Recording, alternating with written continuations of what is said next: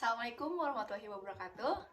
Hello everyone, perkenalkan saya Pinina Herpandi dari kelas Manajemen C, Fakultas Ekonomi dan Bisnis Universitas Kuningan, akan menjelaskan bagaimana caranya merakit komputer untuk memenuhi tugas literasi teknologi. Baik, berikut ini akan dibahas mengenai bagaimana caranya merakit komputer. Terutama bagi mereka yang baru belajar, termasuk saya. Dari beberapa referensi yang saya pelajari, maka berikut ini akan dijelaskan bagaimana langkah-langkah caranya merakit komputer. Komponen perakit komputer tersedia di pasaran dengan beragam pilihan kualitas dan harga. Dengan merakit sendiri komputer, kita dapat menentukan jenis komponen, kemampuan, serta fasilitas dari komputer sesuai kebutuhan. Tahapan dalam perakitan komputer terdiri dari yang pertama, persiapan, perakitan, pengujian, dan penanganan masalah. Berikut ada salah satu gambar persiapan yang harus disiapkan untuk merakit komputer. Persiapan yang baik akan memudahkan dalam perakitan komputer, serta menghindari permasalahan yang mungkin timbul. Hal yang terkait dalam persiapan meliputi yang pertama, penentuan konfigurasi komputer. Yang kedua, persiapan komponen dan perlengkapan. Yang ketiga, pengamanan. Penentuan konfigurasi komputer berkaitan dengan penentuan jenis komponen dan fitur dari komputer serta bagaimana seluruh komponen dapat bekerja sebagai sebuah sistem komputer sesuai keinginan kita. Penentuan komponen dimulai dari jenis prosesor, motherboard, lalu komponen lainnya. Faktor kesesuaian atau kompatibilitas dari komponen terhadap motherboard harus diperhatikan karena setiap jenis motherboard mengandung jenis prosesor, modul, memori, port, dan I/O bus yang berbeda-beda. Kelengkapan yang disiapkan terdiri dari yang pertama, komponen komputer.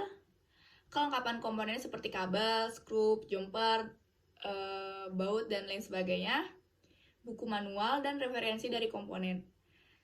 Terus alat bantu berupa obeng, pipih, dan Philips. Software, sistem operasi, device, driver, dan program aplikasi. Ini ada gambar perlengkapan yang harus disiapkan. Tahap pengamanan.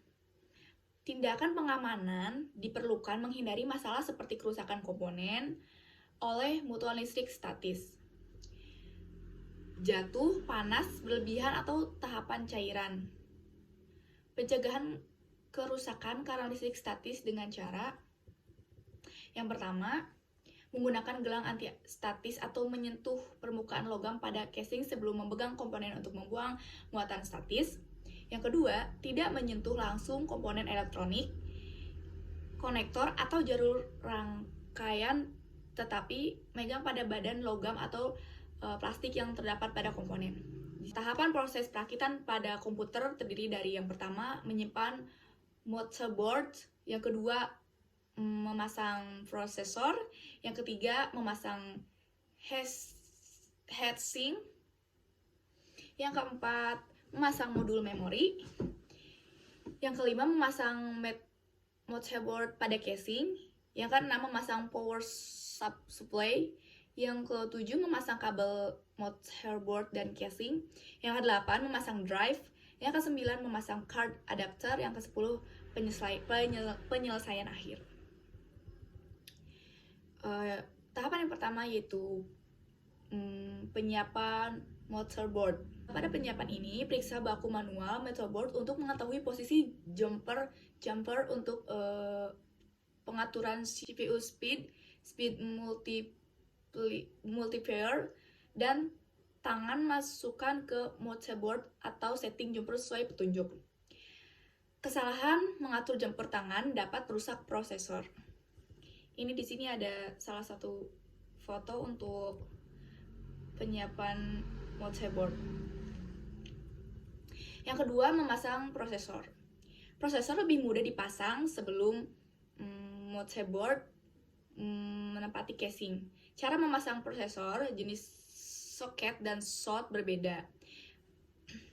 Kalau jenis soket, yang pertama, tentukan posisi pin 1 pada prosesor dan soket prosesor di motherboard umumnya terletak di pojok yang ditandai dengan titik, segitiga atau lekukan. Yang kedua, tegakkan posisi tuas pengunci soket untuk membuka. Yang ketiga, masukkan prosesor ke soket dengan lebih dahulu menyelaraskan posisi kaki-kaki prosesor dengan lubang soket. Rapatkan hingga tidak terdapat celah antara prosesor dengan soket. Yang keempat, turun kembali tuas pengunci. Jenis slot. Pasang penyangga bracket pada dua ujung slot motherboard sehingga posisi lubang pasak bertemu dengan lubang motherboard. Yang kedua, pasukan pasak kemudian mengunci pasak pada lubang pasak. Selipkan card prosesor di antara kedua penahan dan tekan hingga tepat masuk ke lubang slot. Memasang heatsink. Fungsi heatsink adalah membuang panas yang dihasilkan oleh prosesor lewat konduksi panas dari prosesor ke heatsink. Yang keempat, memasang modul memori. Modul memori umumnya dipasangkan berurutan dari nomor soket terkecil. Utama pemasangan dapat dilihat dari diagram motherboard. Setiap jenis modul memori, yakni SIMM dan RIMM, dapat dibedakan dengan posisi lekukan pada sisi dan bawah modul. Cara memasang untuk tiap jenis modul sebagai berikut. Jenis SIMM. Yang pertama, sesuaikan posisi lekukan pada modul dengan tujuan pada slot. Yang kedua, masukkan modul dengan membuat sudut miring 45 derajat terhadap slot. Yang ketiga, dorongi modul tegak pada slot. Tuas pengunci pada slot otomatis mengunci modul. Tahapan yang kelima untuk merakit komputer adalah memasang motherboard pada casing. Motherboard dipasangkan ke casing dengan skrup dan dudukan standoff. Cara memasangnya adalah yang pertama, tentukan posisi lubang untuk setiap dudukan plastik dan logam. Lubang untuk didudukan logam metal spurge ditandai dengan cincin pada tepi lubang.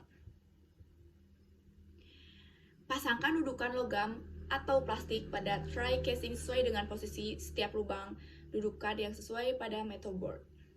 Yang ketiga, tempatkan motherboard pada tray casing sehingga kepala dudukan keluar dari lubang pada motherboard. Pasang skrup pengunci pada setiap dudukan logam. Yang keempat, pasang pinggan port 1 I/O cell pada motherboard jika ada. Pasangkan tray casing yang sudah terpasang motherboard pada casing dan kunci dengan skrup. Memasang power supply. Beberapa jenis casing sudah dilengkapi power supply.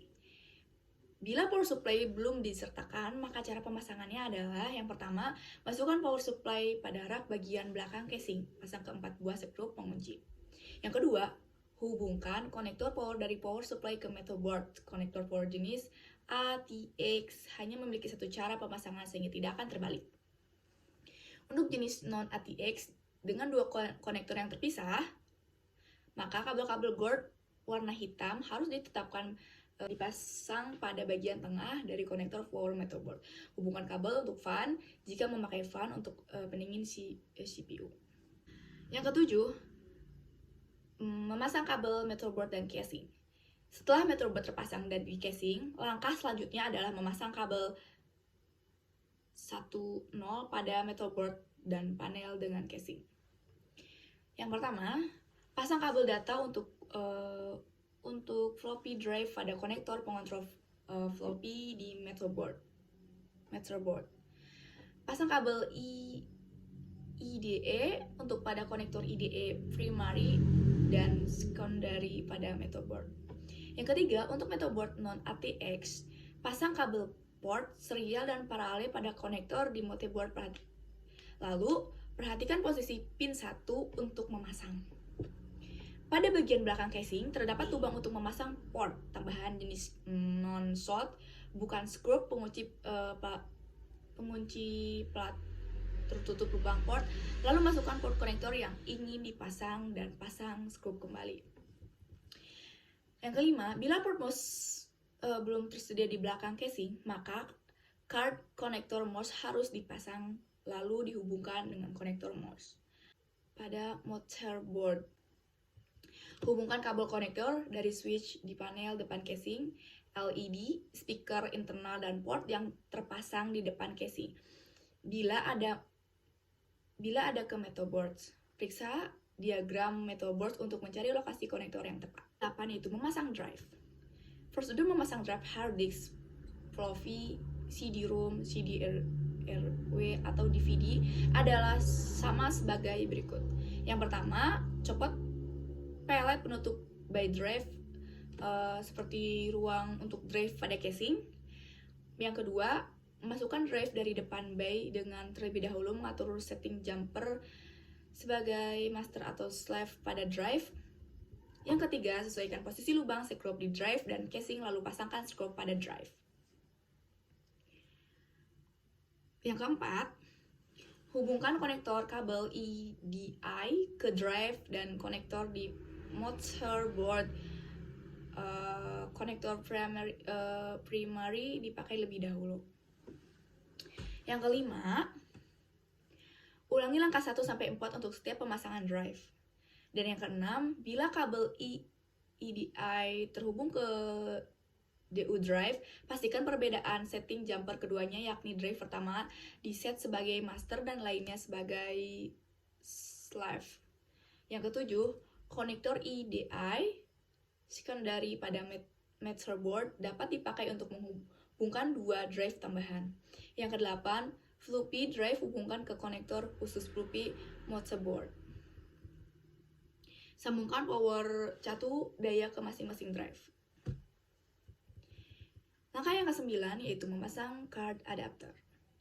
Card adapter yang umum dipasang adalah video card, sound, network, modem, dan SCSI adapter. Video card umumnya harus dipasang dan diinstal sebelum card adapter lainnya. Cara memasang adapternya, yang pertama, pegang card adapter pada tepi, hindari menyentuh komponen atau rangkaian elektronik, tekan card hingga konektor tepat masuk pada slot ekspansi di motherboard. Pasang skrup panas card ke casing, hubungkan kembali kabel internal pada card bila ada. Yang ke-10 yaitu penyelesaian akhir. Yang pertama, pasang penutup casing dengan menggeser, sambungkan kabel dari catu daya ke soket dinding, pasang konektor monitor ke port video card, pasang konektor kabel telepon ke port modem bila ada, hubungkan konektor kabel keyboard dan konektor mouse ke port mouse atau port serial tergantung jenis mouse. Hubungkan piranti eksternal lainnya seperti speaker, joystick, dan mikrofon bila ada ke port yang sesuai. Periksa manual di card adapter untuk memastikan lokasi port. Sekarang kita memasuki tahapan pengujian. Komputer yang baru selesai dirakit dapat diuji dengan menjalankan program setiap BIOS. Cara melakukan pengujian dengan program BIOS adalah sebagai berikut. Hidupkan monitor lalu unit sistem. Perhatikan tampilan monitor dan suara dari speaker. Yang kedua, program force dari BIOS secara otomatis akan mendeteksi hardware yang terpasang di komputer. Bila terdapat kesalahan, maka tampilan monitor kosong dan speaker mengeluarkan bunyi beep secara teratur hingga kode indikasi secara teratur sebagai kode indikasi kesalahan.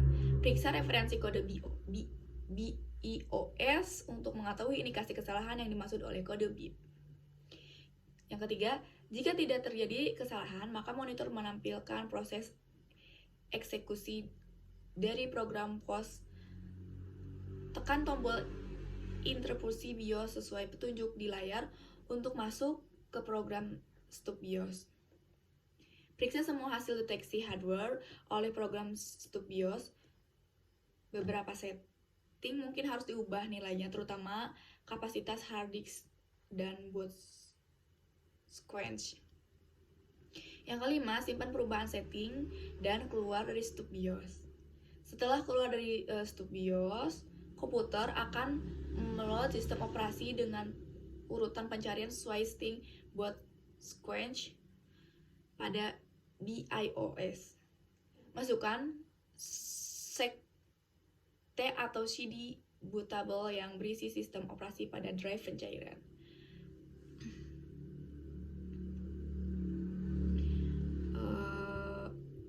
Apabila terjadi masalah dalam perakitan komputer, apabila ada permasalahan yang